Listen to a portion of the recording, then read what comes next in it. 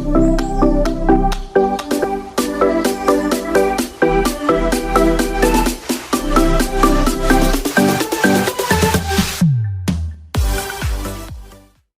हम बात करेंगे एसओपी एंड पीओएस की। ये टर्म अभी बीच में आया था जब हमने मिन टर्म और मैक्स टर्म पढ़े थे।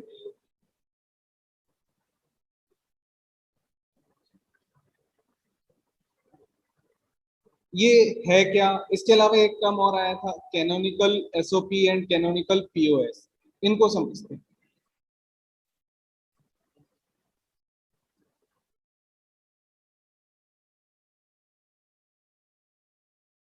SOP means sum of product,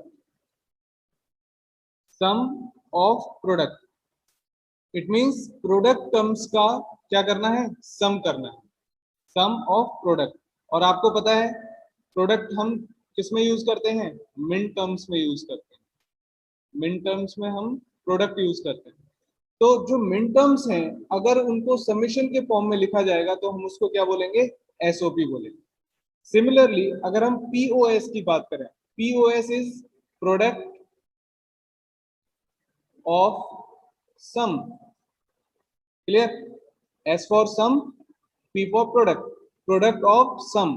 और आपको पता है कि जो सम है वो क्या होता है? अपने मैक्स टर्म्स होते हैं। इट मींस अगर मैक्स टर्म्स को हम प्रोडक्ट के फॉर्म में लिखेंगे, प्रोडक्ट किस करके लिखेंगे एक्सप्रेशन को, तो उसको हम क्या बोलेंगे? पीओएस बोलेंगे, प्रोडक्ट ऑफ सम बोलेंगे। ठीक है, एक एग्जांपल से समझाता हूं तो आपको ज्यादा क्लियर हो जाएगा। फर्स्ट फुल फॉर्म क्या है एसओपी की? Sum of product, sum of product. एक एग्जांपल लेते हैं। एक सपोज कोई फंक्शन है y, इसमें दो वेरिएबल है। So y is the function of a and b.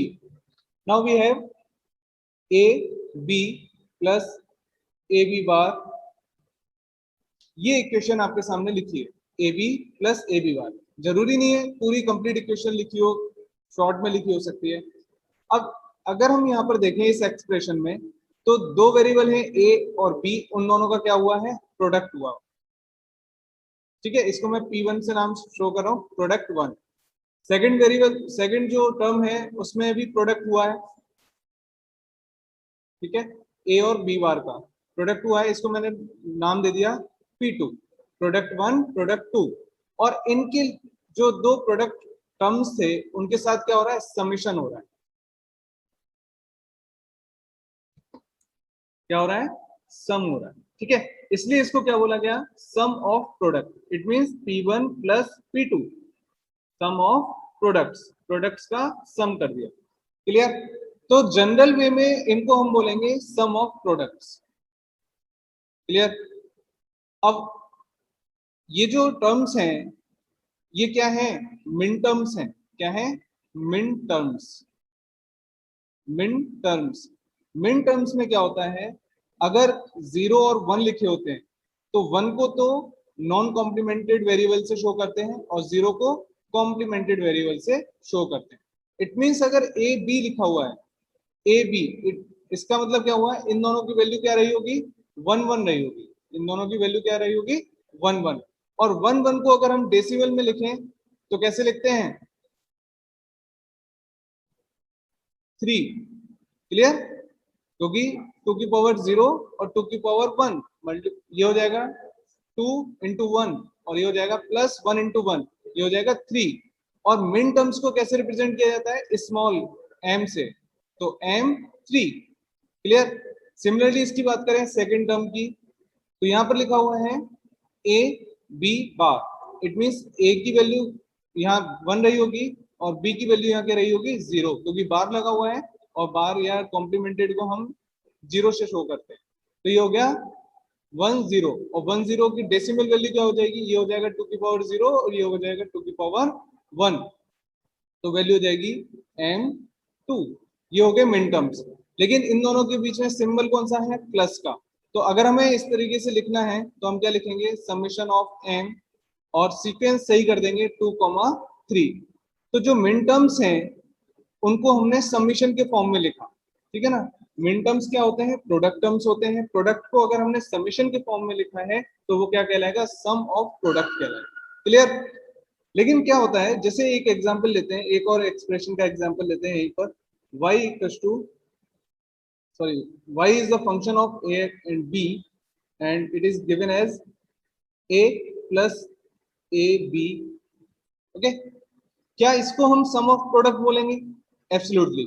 इसको भी हम क्या बोलेंगे, सम ऑफ प्रोडक्ट बोलेंगे। ये भी एसओपी टर्म्स है, क्योंकि ये सिंगल जरूर लिखा हुआ है लेकिन किसी न किसी वेरिएबल यानी वन के साथ प्रोडक्ट में है, तो इसको बोलेंगे हम सम ऑफ प्रोडक्ट। लेकिन अब इसकी नीड क्या है, कैनोनिकल एसओपी क्या है? कैनोनिकल एसओपी होता है standard sum of product. Standard sum of product का मीनिंग ये है कि सपोज आपका जो फंक्शन है वो दो वेरिएबल का है, यू हैव टू वेरिएबल्स, ठीक है, A and B. But expression जो है वो कुछ इस तरीके से लिखी हुई है, ए बी, एक्सप्रेशन लिखी हुई है ए बी। अब वेरिएबल कितने हैं, दो। तो जितने भी टर्म अवेलेबल हैं इस फंक्शन में, उनमें वो सारे वेरिएबल प्रेजेंट होने चाहिए, उसमें वो सारे वेरिएबल प्रेजेंट होने चाहिए। इट मींस यहाँ पर क्या मिसिंग है, बी मिस है, ठीक है ना।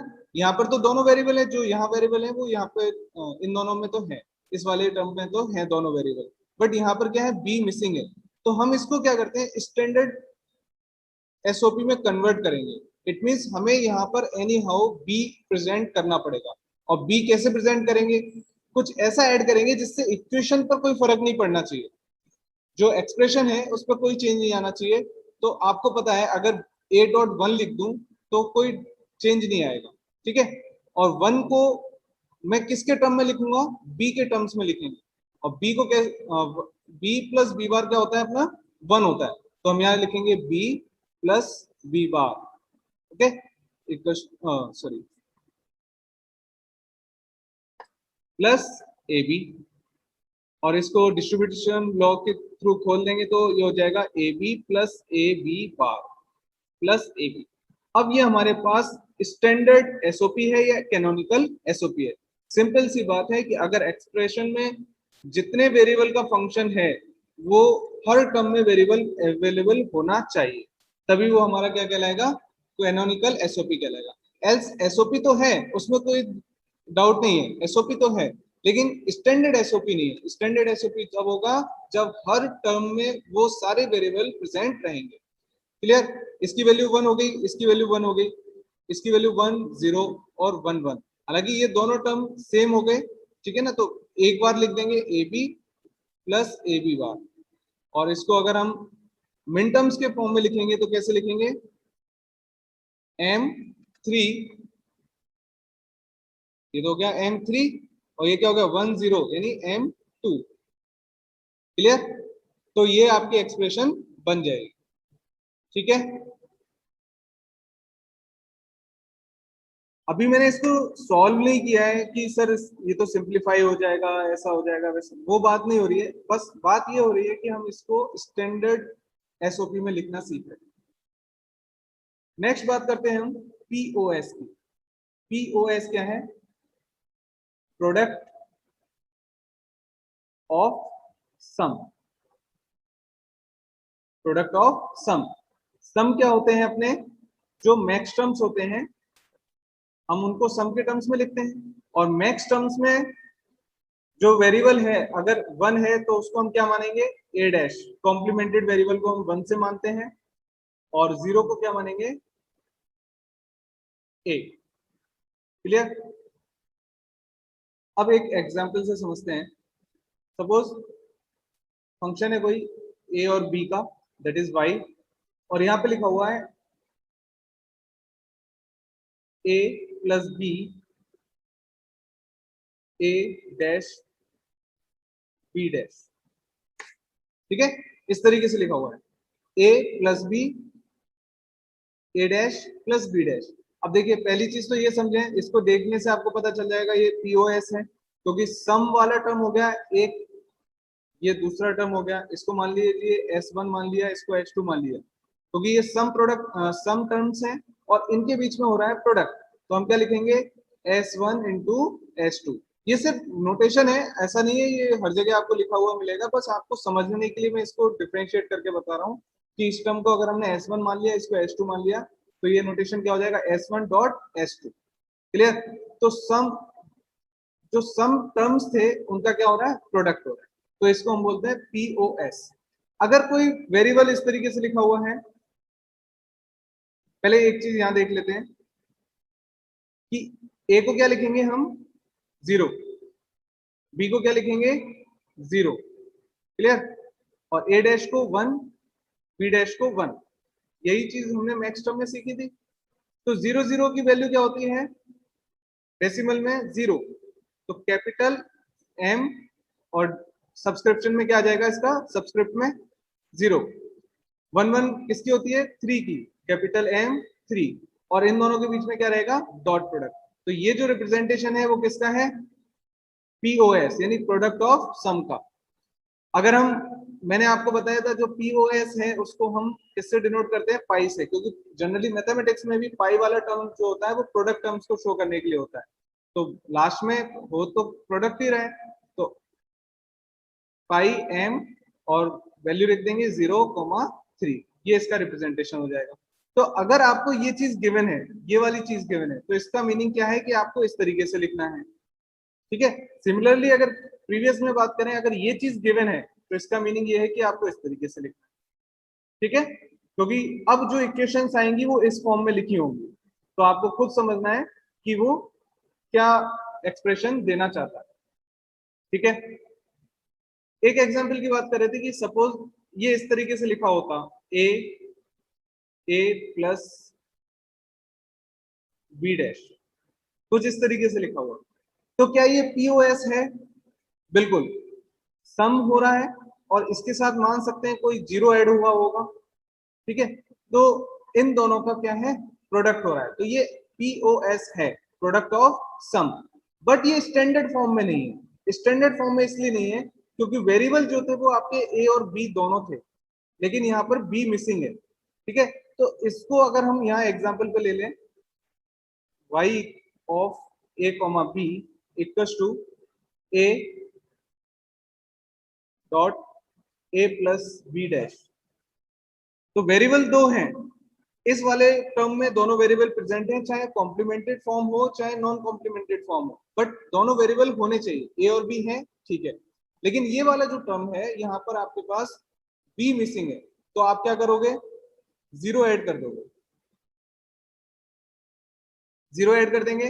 जीरो ऐड करने पर क्या होगा, बी को जीरो के फॉर्म में लिखना है, तो बी को जीरो के फॉर्म में हम कैसे लिखेंगे, B dot B dash equal to क्या होता है जीरो होता है, तो हम लिखेंगे यहाँ a plus B dot B dash, clear, a plus B dash.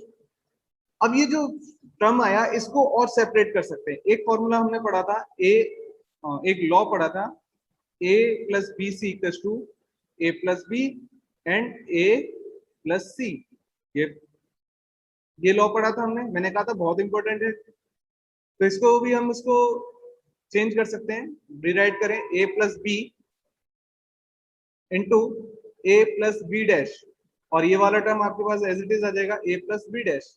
अब इसको आप चेंज कर, सेम दोनों टर्म सेम है, तो हम इसको लिख सकते हैं a plus B into A plus B dash, एक हटा सकते हैं क्योंकि दोनों टर्म सेम है, यहाँ कोई दिक्कत नहीं। अब जो दो टर्म बने आपके पास देखिए उन दोनों में वो दोनों वेरिएबल अवेलेबल है, यहाँ पर भी a और b है, यहाँ पर भी a और b है। अगर आपको इसको रिप्रेजेंट करना है तो इसकी वैल्यू क्या होगी जीरो, इसकी वैल्यू क्या होगी जीरो, क्योंकि हम किसकी बात कर रहे हैं मैक्स टर्म्स की बात कर रहे हैं। जब नॉन कॉम्प्लीमेंटेड वेरिएबल होते हैं तो उसको हम जीरो से शो करते हैं मैक्स टर्म में, और कॉम्प्लीमेंटेड वेरिएबल को किससे शो करेंगे 1 से शो करेंगे, तो जीरो जीरो क्या होगा m0 और 01 क्या होगा कैपिटल M1, ठीक है, और ये दोनों डॉट प्रोडक्ट में शो हो जाएंगे, ये आपका आंसर हो जाएगा। तो गिवन जो होगा वो इस फॉर्म में गिवन होगा पाई M 0,1, आपको समझना है कि इसने क्या लिखा है। क्लियर? अब ये दोनों चीजें हमारे जो नेक्स्ट टॉपिक है दैट इज के मैप, कार्नोफ मैप, उसमें यूज होने वाली है। देखिए के मैप क्या है, इसे कार्नोफ मैप बोलते हैं। एक लुइस कार्नोफ करके पर्सन थे जिन्होंने इसको डिजाइन किया था। ये भी एक रिप्रेजेंटेशन है और एक टेक्निक है। क्या है? टेक्निक है किसकी? एक्सप्रेशन को मिनिमाइज करने की।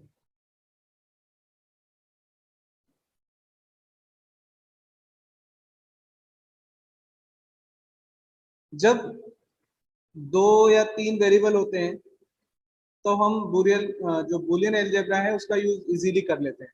लेकिन जैसे ही 3, 4, 5, 6 इतने वेरिएबल आते हैं तो उनको सॉल्व करना लेंथी प्रोसेस है। ठीक है? यहाँ पर क्या होता है, हम एक टेबल के मेथड से, केवल टेबलर मेथड है ये,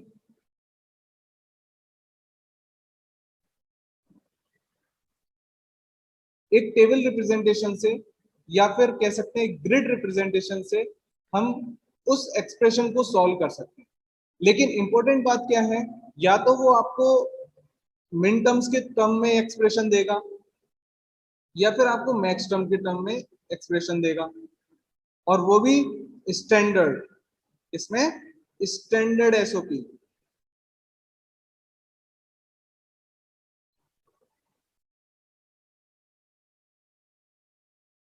और ये क्या हो जाएगा? Standard POS. तो इस तरीके से अगर चीजें गिवन हैं तब हम उसको किससे सॉल्व करेंगे? कार्नोफ मैप से सॉल्व कर लेंगे। सबसे पहले एक छोटा सा एग्जांपल लेके चलेंगे जिसमें अपने पास टू वेरिएबल। अब उन टू वेरिएबल के लिए के मैप कैसे बनता है, कैसे प्रोसेस होती है, क्या स्टेप्स होते हैं इसको सॉल्व करने के लिए, वो देखते हैं।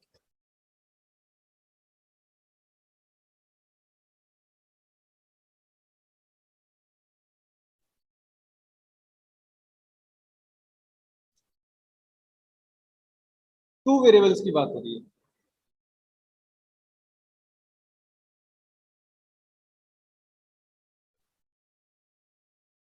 और वेरिएबल की नेम कर लेते हैं हम ए एंड बी। ठीक है? के मैप कैसे बनेगा?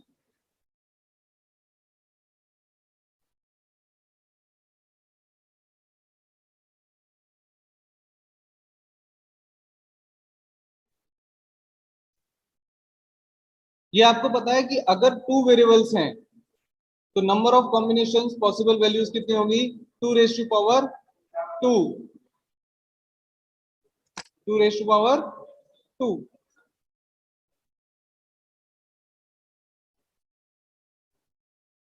ठीक है?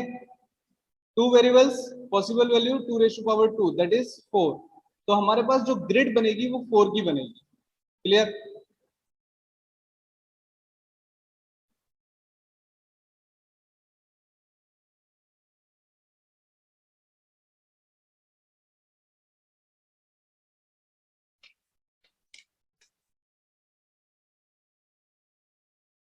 अब वेरिएबल के नेम यहाँ पर लिखेंगे ए एंड बी। एक वेरिएबल तो यहाँ, दूसरा वेरिएबल यहाँ पर। ठीक है? इसकी पॉसिबल वैल्यूज क्या हैं? 0 एंड 1, दो ही पॉसिबल वैल्यूज हैं। सिमिलरली बी की पॉसिबल वैल्यूज क्या हैं? 0 एंड 1। ठीक है? मैं एक यहाँ पे टेबल बना रहा हूँ, ए एंड बी।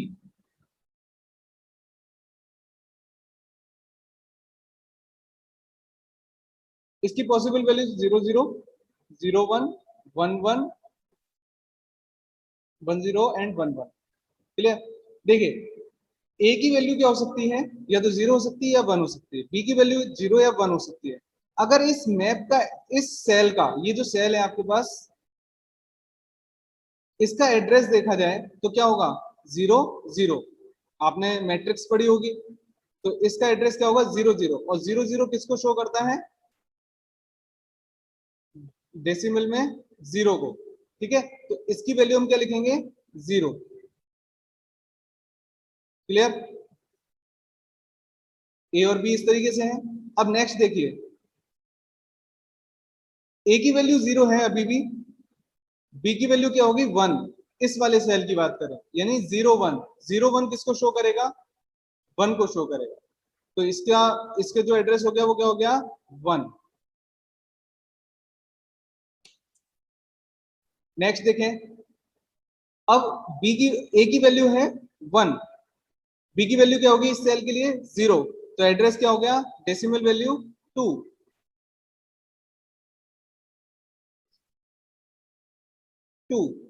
ठीक है, ये एड्रेस है इसलिए मैंने कॉर्नर में लिखा है, समझना बात को, एड्रेस है इसलिए कॉर्नर में लिखा है। जो इस एड्रेस पे वैल्यू होगी उसकी बात हम बाद में करेंगे, अभी केवल इतना समझे कि के मैप बनाते कैसे।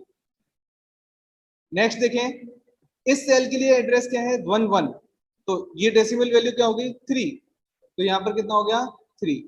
तो अगर टू वेरिएबल का कोई फंक्शन है तो उसके लिए के मैप इस तरीके से बनेगा। अभी कुछ नहीं समझना कि कैसे सॉल्व होगा कैसे नहीं होगा, क्या क्या होता है इसमें, अभी केवल हमें ये पता है कि दो वेरिएबल है और उसके लिए के मैप हमें इस तरीके से बनाना है, और इसको बहुत ज्यादा यूज करने वाला हूं इसलिए मैं इसको एज इट इज रहने दूंगा, इसमें कोई चेंजेस नहीं करेंगे।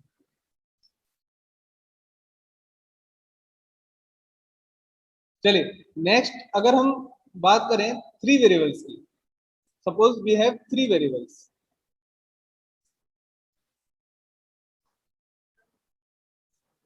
ए बी एंड सी, और इसी फॉर्मेट में ले रहे हैं, यानी जो लिस्ट बिट है वो है अपनी सी 0, 0 नहीं सी जो लास्ट में है, और ये मैं अपनी मोस्ट बिट है ए। ठीक है, तो इसके लिए के मैप कैसे बनेगा, अब तीन वेरिएबल है, पॉसिबल वैल्यूज कितनी होंगी 2⁻3, दैट इज 8।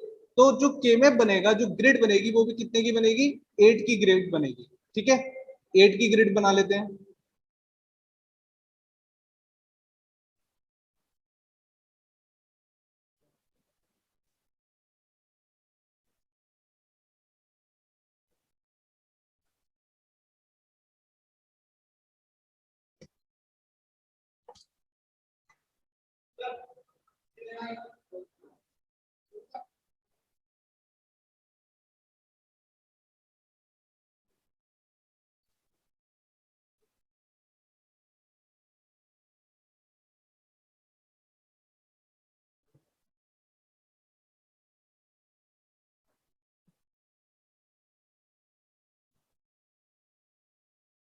ये 8 की ग्रिड हो गई। ठीक है, अब देखिए एक चीज आप सोच रहे होंगे सर ये हॉरिजॉन्टल ग्रिड क्यों बनाया, वर्टिकल भी बना सकते थे, बिल्कुल बना सकते थे, लेकिन इसमें क्या डिफरेंस रखेंगे, यहाँ पर दो वैल्यू हैं, इट मींस एक केवल एक वेरिएबल आएगा दैट इज सी, और यहाँ पर चार वैल्यूज हैं, यहाँ पर दो वेरिएबल आएंगे ए एंड बी। क्लियर, अब आप इसको चाहे रिवर्स करना चाहो, कैसे सर मैं तो यहाँ ए लिखना चाहता हूँ यहाँ बी एंड सी लिखना चाहता हूँ, बिल्कुल कर सकते हो, लेकिन ग्रिड की जो डायरेक्शन है वो हॉरिजॉन्टल की जगह क्या हो जाएगी वर्टिकल हो जाएगी, उससे कोई फर्क नहीं पड़ने वाला है। लेकिन आपको मैप का जो सेल है उसका एड्रेस लिखना आना चाहिए। देखिए ए और बी की पॉसिबल वैल्यूज क्या हो सकती है, पहले तो 0 0 हो सकता है, फिर 0 1 हो सकता है, लेकिन यहाँ पर क्या चेंज है, यहाँ पर जो पॉसिबल वैल्यूज है वो 1 1 रखेंगे, क्योंकि जो एडजेसेंट सेल्स होती हैं उनमें केवल 1 बिट चेंज होनी चाहिए, जैसे 0 0 थी, फिर हमने इस लास्ट वाली बिट को चेंज कर दिया तो 1 हो गई, ठीक है ना, एक ही बिट चेंज की। अब इससे जब हम नेक्स्ट सेल में जाएंगे तो एक ही बिट चेंज होनी चाहिए, तो इसको तो एज इट इज रहने दिया, क्योंकि अगर हम इसको वापस से 0 करेंगे तो ये वाली सेल आ जाएगी। ठीक है, लेकिन इसको चेंज कर दिया तो 1 1 आ गया, अब 1 1 के बाद फिर क्या बचा 1 0, इसको हमने क्या कर दिया 0 कर दिया। अब सी की क्या पॉसिबल वैल्यूज हैं 0 या 1। क्लियर, अब एड्रेस लिख के देखें, तीन वेरिएबल हैं ए बी एंड सी,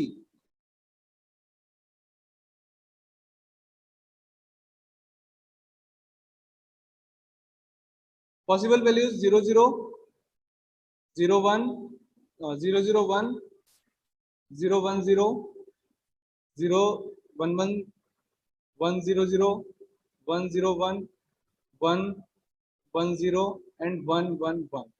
ठीक है, यही पॉसिबल वैल्यूज होंगी। पहला सेल देखिए 0 0 0 0 का मतलब ये है कि जो डेसिमल वैल्यू है क्या है 0, तो इसका एड्रेस क्या हो जाएगा 0। क्योंकि आपने ABC इस तरीके से लिखा हुआ है। इस सेल की बात करें, देखिए 001, ये सेकंड सेल ए 001, तो 001 क्या हो गया, दिस वन, तो इसकी वैल्यू क्या हो गई 1। ठीक है, सेकंड सेल देखें 010, 010 कितना हो गया 2। फिर देखें 011, 011 कितना हो गया 3। यहां पर देखें 110, अब ये वाली वैल्यू नहीं आई, कौन सी आई 110, ये वैल्यू आ गई। ठीक है, तो 110 कितना होगा 6, तो इसकी वैल्यू हो जाएगी 6। फिर 111 दैट इज 7, तो इसकी वैल्यू कितनी हो जाएगी 7। एड्रेस है ये, है ना। अब यहां देखिए 100, तो 100 क्या है 4, इसकी वैल्यू हो जाएगी 4। और 101, 101 क्या हो जाएगा 5, ये हो जाएगा 5। तो ये एड्रेस या तो आप याद रखें, क्योंकि हर बार लिखना है, पैटर्न समझ में आ जाएगा, तो आपको कोई प्रॉब्लम नहीं होगी। अभी मैंने 3 के लिए बताया, सिमिलरली नेक्स्ट लेक्चर में 4 के लिए भी बताऊंगा कि 4 के लिए कैसे डिजाइन होता है और इसके एड्रेस कैसे आएंगे। तो याद करने का तरीका तो ये है 0123, यहाँ तक तो सही है 0123। नेक्स्ट यहाँ पर स्टेप कर लें 4 5 6 7। ठीक है,